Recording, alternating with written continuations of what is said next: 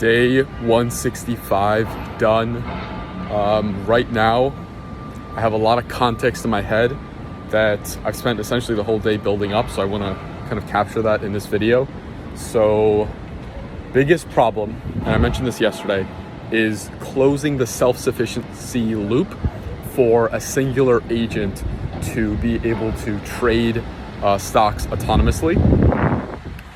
Biggest issue is re-underwriting a position whenever market regime changes.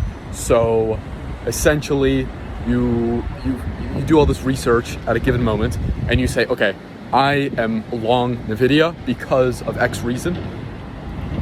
Most likely X reason is correct, but markets end up changing a day later, 30 minutes later, a week later, and then this variance in when that market regime changes and when your essentially thesis on Nvidia changes, that position needs to be underwrote. Needs to be the thesis either needs to be updated. You either stick with it and say, okay, even though markets changed, we're going to stick with it, or okay, markets have completely changed, we need to get rid of it. Anyways, that self-sufficiency issue, although I think I've put it relatively simple, it's very hard to pull off in reality because there's a lot of edge cases that occur. And so I'm still trying to bridge that. The way that I see it going forward is I'm just going to essentially write out the entire workflow, like handwrite it out. I think that there's too much of a disconnect between the agent working and what's going on in my head. Essentially, tokens being generated are not similar enough to what I envision the agent actually doing. And I need to just spend more time essentially like writing it out myself. It's sort of like writing an essay, and you need everything to flow together very well.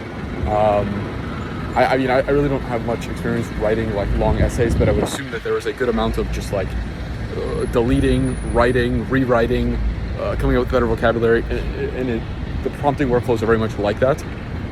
Okay, so I'm writing out that workflow by hand now.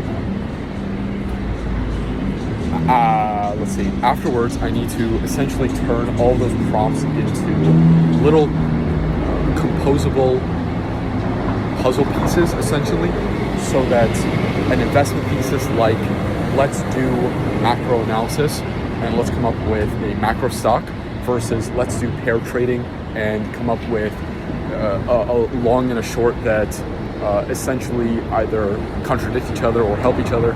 All of that needs to be able to go into the same system, even though those look like completely different workflows. When you're doing macro, you're exposed to different tools, SEC, whatever. When you're doing pair trading,